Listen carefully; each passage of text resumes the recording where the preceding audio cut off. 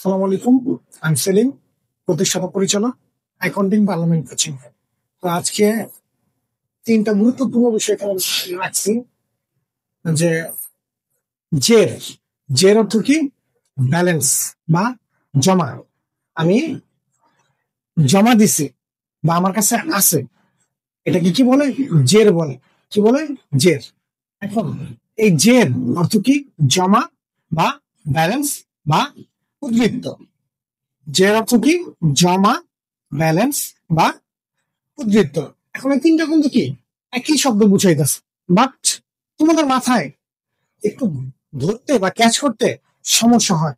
তো এই জিনিসটা যদি তোমরা ধরতে পারো একবার, যে এই যে জমা, ব্যালেন্স, উদ্ধৃত, সবগুলা কি কথা? একই কথা। যদি ধরতে পারো, আশা করি আর কি সমস্যা হওয়ার কথা না। এরপরে ঋণ। এখন এই যে গত কালকে মেবি এক স্টুডেন্ট জিজ্ঞাসা করতেছে, ভাই কর্জ কি? ইন্টারে পর কর্জ কি? কর্জ অর্থ জানান। তো এই কর্জ ওয়ান কাইন্ড অফ ঋণ। কর্জ ওয়ান কাইন্ড অফ কি? ঋণ। আর এই কর্জ ঋণ ওর আরেক নাম কি? ধার। আমি এখন কারো কাছ থেকে কিছু টাকা ধার করে ব্যবসা করতেছি, এর ওয়ান কাইন্ড অফ কি? ঋণ বা কর্জ। তাহলে ঋণ, কর্জ, ধার, এগুলা কি কথা? একই কথা। এরপর আসলো কি? বই। বই আমার কি?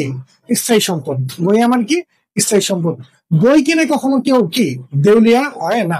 ঠিক আছে? এগুলা কি আজীবন কাজে লাগে, আজীবন কাজে লাগে। এই বইয়ের আরেক নাম কি? পুস্তক। কি? পুস্তক। এখন আমার সর্বপ্রথম ভিডিওটা ছিল পুস্তক নিয়ে। তো পুস্তকের বিস্তারিত আমার সেই ভিডিওটার ভিতর কি আছে। ঠিক আছে?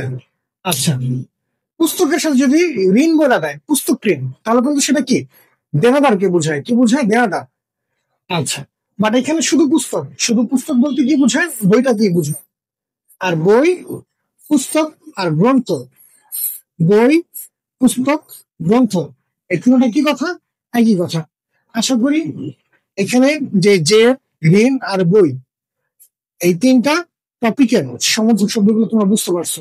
যদি কারো কিছু বুঝতে সমস্যা হয় বা কোনো কিছু এক্সট্রা জানার থাকে, তাহলে কি অবশ্যই কমেন্ট বক্সে জানা যায়। ভালো থাকবা। আর ভিডিওটি ভালো লাগলে লাইক, কমেন্ট, শেয়ার এবং সাবস্ক্রাইব করতে ভুলবা না। আসসালামু আলাইকুম।